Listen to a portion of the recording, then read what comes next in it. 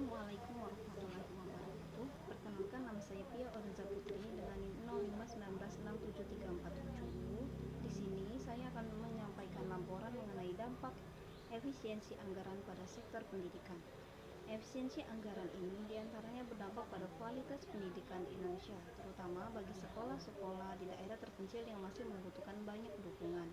Kebijakan efisiensi yang dikeluarkan oleh Presiden Prabowo Subianto pada 22 Januari 2025 lalu tertuang dalam Instruksi Presiden Republik Indonesia Nomor 1 Tahun 2025 tentang efisiensi belanja dalam pelaksanaan APBN dan anggaran pendapatan dan belanja daerah tahun anggaran 2025, bertujuan untuk mengoptimalkan pengeluaran negara demi pembangunan yang lebih efektif.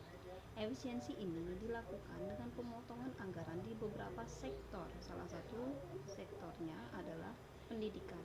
Pendidikan yang memiliki peran penting dalam suatu negara untuk menciptakan sumber daya manusia yang cerdas, berkualitas, dan berkarakter, mengalami pemotongan anggaran yang menyebabkan berkurangnya beberapa program seperti beasiswa, peningkatan fasilitas sekolah, tunjangan bagi tenaga pendidik, menyebabkan penurunan pada kualitas pendidikan yang ada di Indonesia.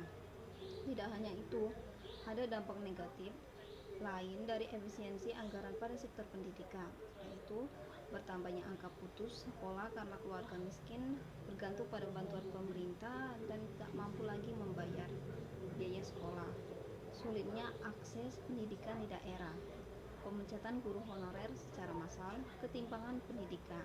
Tapi di sisi lain, efisiensi ini juga membawa dampak positif jika dana yang tersedia dialokasikan dengan lebih baik. Misalnya, jika anggaran yang sebelumnya kurang efektif bisa dialihkan untuk program yang lebih produktif seperti peningkatan pelatihan guru atau penyediaan fasilitas belajar berbasis teknologi, maka kebijakan ini bisa memberikan manfaat jangka panjang.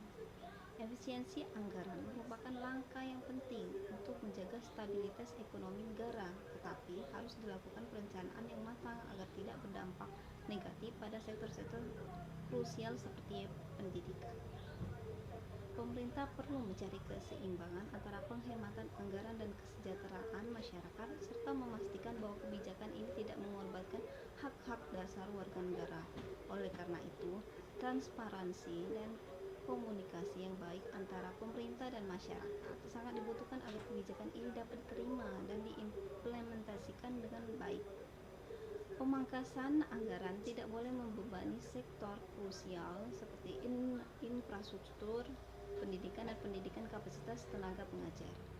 Presiden juga harus memperhatikan nasib anak-anak yang tidak atau putus sekolah, daerah-daerah yang belum memiliki sekolah, kondisi infrastruktur sekolah yang rusak, nasib guru honorer yang tidak diakui dan tidak jelas ujungnya, kesejahteraan guru dan dosen, serta biaya sekolah dan kuliah yang tambah mahal. Ini semua adalah kewajiban prioritas yang harus dipenuhi pemerintah dan harus didahulukan. Strategi efisiensi anggaran pendidikan ini seperti prioritas kebutuhan pendidikan, seperti pelatihan guru, peningkatan teknologi pembelajaran, dan pengadaan bahan ajar. Pengawasan dan transparansi yang dilakukan oleh pemerintah dapat mencegah penyalahgunaan anggaran. Penggunaan teknologi untuk efisiensi, pembelajaran daring atau digitalisasi bahan ajar menjadi solusi untuk menghemat biaya jangka panjang. Kolaborasi dengan pihak swasta dapat membantu meringankan beban anggaran pemerintah. Evaluasi berbasis kinerja. Evaluasi ini didasarkan pada pencapaian hasil belajar dengan pendekatan berbasis kerja. Jadi dana yang dikeluarkan akan terukur efektivitasnya terhadap peningkatan kualitas pendidikan. Sekian laporan dari saya. Terima kasih.